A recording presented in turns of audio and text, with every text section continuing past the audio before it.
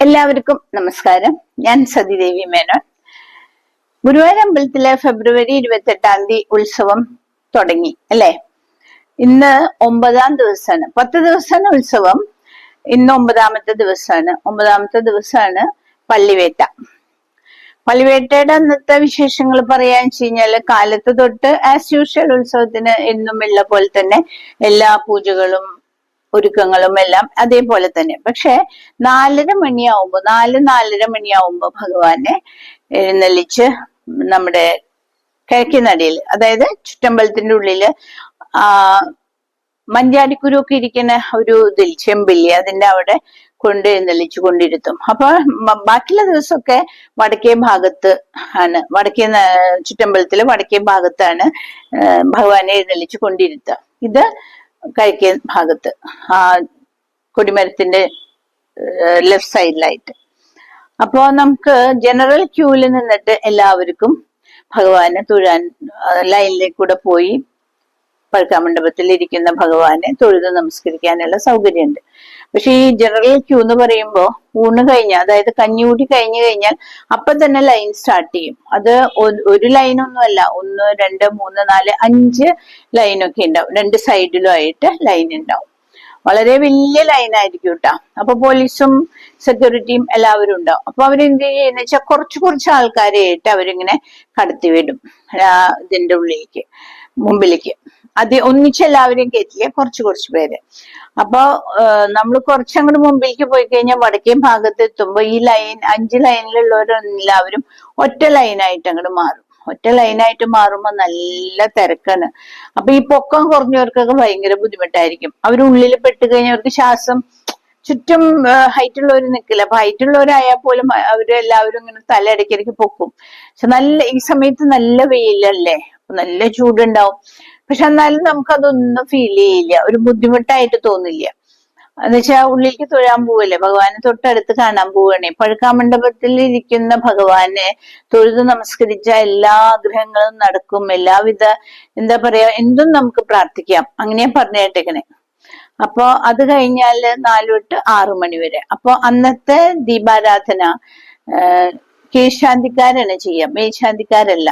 അതായത് പള്ളിവേട്ടയുടെ അന്നും ആറാട്ടിന്റെ അന്നും കീഴ്ശാന്തിക്കാരുടെ അവകാശമാണ് ദീപാരാധന ഒഴിയാന്ന് പറഞ്ഞു കഴിഞ്ഞാൽ. അപ്പൊ 6 മണിക്ക് അവര് ദീപാരാധന അതേ സ്ഥാനത്ത് തന്നെ, ഉള്ളിലല്ല, അതേ പഴുക്കാമണ്ഡപത്തിന്റെ അവിടെ തന്നെയാണ് ദീപാരാധന.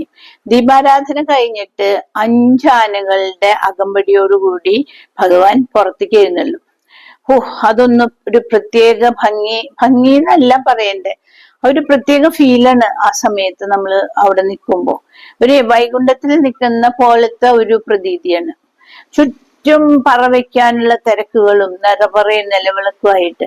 പറ എന്ന് പറയുമ്പോഴേ പല ദ്രവ്യങ്ങളെ കൊണ്ടാണ്, അല്ലാണ്ട് അരിപ്പറ, നെൽപ്പറ, മലർപ്പറ അങ്ങനെയല്ല. എല്ലാവിധ എന്ന് വെച്ചാൽ പലരും പലതും നേർന്നിട്ടുണ്ടാവും ഭഗവാന്. ഞാൻ വഴിപാടായിട്ട് അസുഖങ്ങൾ വരുമ്പോഴും വിഷമങ്ങൾ വരുമ്പോഴും ഒക്കെ നേരും. അപ്പൊ അതിന്റെ ഒക്കെ പറയുണ്ടാവും. അപ്പൊ ഈ പുറത്തേക്ക് ഇറങ്ങണത് തന്നെ ഗ്രാമപ്രദക്ഷിണത്തിന് ഇറങ്ങണു എന്നാ പറയാ. ഗ്രാമപ്രദക്ഷിണം എന്ന് പറയുമ്പോ ഈ അമ്പലത്തിന്റെ കിഴക്കേ നടയിൽ നിന്ന് ഇറങ്ങി നമ്മുടെ തെക്കേ നടയില് കൂവളത്തിന്റെ അതിലേ വന്ന് പടിഞ്ഞാറ് നടയില്, അപ്പൊ ഓരോ ഇതിലും പറകൾ എടുത്തിട്ടേ ഭഗവാൻ പോവുള്ളൂ കേട്ടോ. അങ്ങനെ വന്ന് പിന്നെ രുദ്രതീർത്ഥകുളത്തിന്റെ അതിലേ പ്രദക്ഷിണം വെച്ചിട്ട് വരും. അപ്പോഴാണ് ഗ്രാമപ്രദക്ഷിണം കംപ്ലീറ്റ് ആവുക. വാദ്യമേളങ്ങളും എന്താ സുഖം, എന്താ രസം കേൾക്കാൻ. അങ്ങനെ 6 മണിയാവുമ്പോ നേരെ ഉള്ളിൽ കയറി കഴിഞ്ഞാൽ പിന്നെ ഭഗവാനെ അതുമെന്ന് ഇറക്കി ഒരു പിടിയാനപ്പുറത്താണ് കയറ്റുക. ഒരു മേളങ്ങളോ ഒന്നുമില്ലാണ്ട്. എന്നുവെച്ചാൽ അതിന്റെ പുറത്ത് ഇരുന്നിട്ടാണ് പുറത്തേക്ക് പള്ളിവേട്ടയ്ക്ക് എഴുന്നള്ള ഭഗവാൻ. അതെവിടെയാണ്? കല്യാണ മണ്ഡപല്ലേ, കല്യാണ മണ്ഡപത്തിന്റെ അടുത്ത് അവിടെ വന്ന്. അപ്പൊ ആ ഭാഗത്ത് ധാരാളം ആൾക്കാര് പക്ഷിമൃഗാദികളുടെ വേഷമൊക്കെ കെട്ടി ഒരുങ്ങി നിൽക്കുന്നുണ്ടാവും. എന്നുവെച്ചാൽ വേട്ടയ്ക്ക് കാട്ടില് പോവാണല്ലോ ഭഗവാൻ. അപ്പൊ പലരും അത് വഴിപാടായിട്ടും പലരും ചെയ്യും. ഈ ചെറിയ കുട്ടികളെ ഒക്കത്ത് വെച്ച് അവരെ പോലും പക്ഷിയുടെയോ മൃഗത്തിന്റെയോ വേഷങ്ങൾ കെട്ടിച്ചു കൊണ്ടുവരാറുണ്ട്. വഴിപാടാണ് എല്ലാം.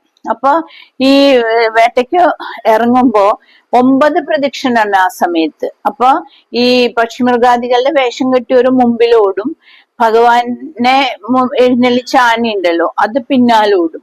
അപ്പൊ ഈ ടീനേജേഴ്സ് ആയിട്ടുള്ള കുട്ടികളൊക്കെയാണ് മുമ്പിൽ ഓടുക. എന്നുവെച്ചാൽ അവര് ആ പ്രായമാണല്ലോ, അവരിങ്ങനെ ഉഷാറിലിങ്ങനെ ഇതൊക്കെ വേഷങ്ങളൊക്കെ കെട്ടി ഓടുമ്പോ ഇതിലും കോമ്പറ്റീഷൻ ഉണ്ട്.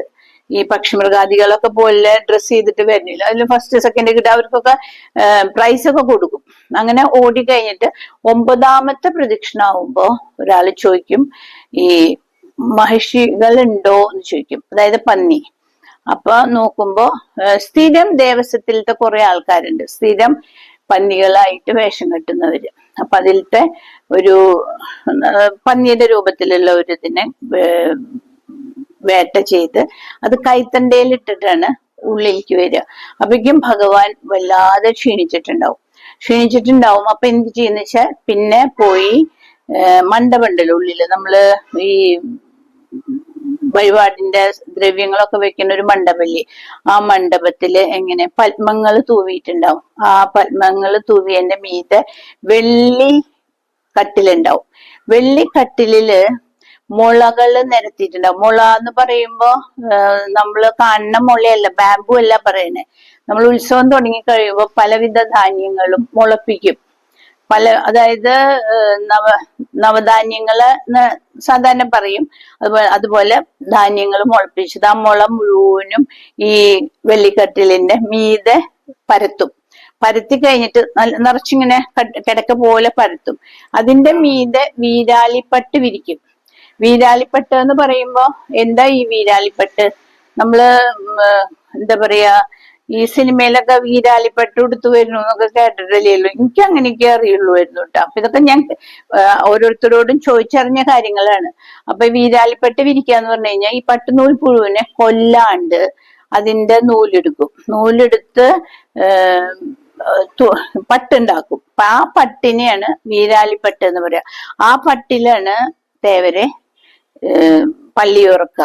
ആ കട്ടിലില് തേവരെ വെച്ച് പള്ളി ഉറക്കുമ്പോ എന്തൊക്കെയാ റെസ്ട്രിക്ഷൻ എന്ന് പറഞ്ഞു കഴിഞ്ഞാല് പിൻ ഡ്രോപ്പ് സൈലൻസ് ആയിരിക്കണം. ഒരു തരി ഒച്ചയോ കാറ്റിന്റെ അനക്കം പോലും പാടില്ല.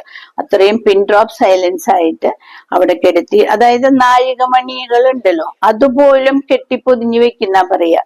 അതിന്റെ ഒച്ച പോലെന്ന് വെച്ചാൽ അത്രയും ക്ഷീണിച്ചിട്ടാണ് ഭഗവാൻ വന്ന് ശയിക്കണേ. അപ്പൊ ഒട്ടും ഒച്ചയില്ലാണ്ട് അതുപോലെ കെടുത്തി ഉറക്കും.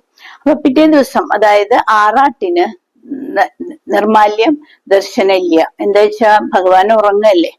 അപ്പൊ 5 മണിയാവുമ്പോ ഒരു പശുവിനെയും പശുക്കിടാവിനെയും ഭഗവാൻ കിടക്കുന്ന ആ മണ്ഡപത്തിന്റെ അടുത്തേക്ക് കൊണ്ടുവന്ന് പശുക്കിടാവ് കരഞ്ഞ് ആ ശബ്ദം കേട്ടിട്ട് വേണം ഭഗവാന് ഉണരാൻ. ഉണർന്നു കഴിഞ്ഞു കഴിഞ്ഞാൽ പിന്നെ പൂജകളും അതിൻ്റെതായ ചിട്ടകളും ഒക്കെ ഉണ്ടാവുമല്ലോ. അത് കഴിഞ്ഞ് സാധാരണക്കാർക്ക് ദർശനം 8 മണി തൊട്ടേ ഉള്ളൂ ഉള്ളിലേക്ക് കടക്കാനുള്ള ഇത്. 8 മണിക്ക് മുമ്പ് ഉള്ളിലേക്ക് കടക്കാൻ പറ്റില്ല. അപ്പൊ നാളെ ആറാട്ടാണ്. ഇതാണ് പള്ളിവേട്ടയുടെ അവിടെ നടക്കുന്ന ചിട്ടകള്. അപ്പൊ ഞാനൊന്ന് പോയിട്ട് വരാം, പള്ളിവേട്ടയൊക്കെ കണ്ടിട്ട് വരാം. നിങ്ങൾ വരുന്നുണ്ടെങ്കിൽ വേഗം വരൂ. കാണേണ്ട ഒരു കാഴ്ച തന്നെയാണ്. ഒരിക്കലും ഒരാളും മിസ് ചെയ്യാൻ പാടില്ല. ഞാൻ പള്ളിവേട്ട ഇഷ്ടം പോലെ 3-4 കൊല്ലമായിട്ട് പള്ളിവേട്ട കാണുന്നത്. ഇത്തവണ ഞങ്ങൾ ഒരു പ്രാവശ്യം ഒന്ന് വേഗം പോയിട്ട് വന്നു. 2ാമത്തെ ദിവസം ഉത്സവം കണ്ടിട്ട് വന്നു. എല്ലാ ദിവസവും പല പല വിശേഷങ്ങളാണല്ലോ ഗുരുവായൂര്. ശരിക്കും ഉത്സവങ്ങളിൽ ഏറ്റവും വലിയ ഉത്സവം ഗുരുവായൂർ ഉത്സവം തന്നെയാന്നാ പറയുന്നത്. എന്തൊക്കെ ഐതിഹ്യങ്ങളാണ്, എന്തൊക്കെ കഥകളാണ് നമുക്ക് ശരിക്കും പറഞ്ഞ് കേൾക്കുമ്പോഴുണ്ടല്ലോ. ഇത്രയും കാലൊന്നും ഒന്നും അറിഞ്ഞില്ലല്ലോ എന്നുള്ള ഒരു വിഷമം. പക്ഷെ എല്ലാത്തിനും ഓരോ സമയമുണ്ടല്ലോ, എല്ലാം അറിയാനും എല്ലാം കേൾക്കാനും എല്ലാം സംഭവിക്കാനും ഓരോ സമയമുണ്ട് എന്ന് പറയുന്നത് കറക്റ്റാണ്. അപ്പൊ ഞാനൊന്ന് പോയിട്ട് വരാം, എന്നിട്ട് വിശേഷങ്ങൾ പറയാം. പിന്നെ ആറാട്ടിന്റെ വിശേഷത്തിന്റെ വീഡിയോ നാളെ പോസ്റ്റ് ചെയ്യാം. എനിക്ക് കിട്ടിയ അറിവുകളാണ് ഞാൻ പറയുന്നത്. ഇതിൽ പലർക്കും എല്ലാം അറിയണവരുണ്ടാവും, ക്ഷമിക്കുക വല്ല തെറ്റുകളും പറഞ്ഞിട്ടുണ്ടെങ്കിൽ. അപ്പോ ഗുരുവായൂരപ്പൻ എല്ലാം ക്ഷമിക്കുന്നറിയാം. എന്ത് തെറ്റും അറിവില്ലാത്തവര് പറഞ്ഞു കഴിഞ്ഞാൽ ക്ഷമിക്കുമല്ലോ. അതുപോലെ പറഞ്ഞു കേട്ട അറിവുകളും കണ്ടറിഞ്ഞ അറിവുകളും ഇപ്പൊ 3-4 വർഷമായിട്ട് ഞാൻ പോയിട്ട് കാണുന്ന കാഴ്ചകളാണ്.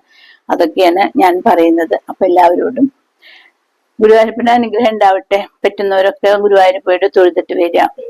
ഉത്സവത്തിന് തന്നെ വേണമെന്നില്ല, അല്ലാത്തപ്പോഴും ഗുരുവായൂരപ്പനാവട്ടെ. പക്ഷെ ഉത്സവത്തിന്റെ സമയത്ത് പോകുമ്പോ വേറൊരു എനർജിയാണ് അവിടെ. അയ്യോ, പറയാതിരിക്കാൻ പറ്റില്ല കേട്ടോ.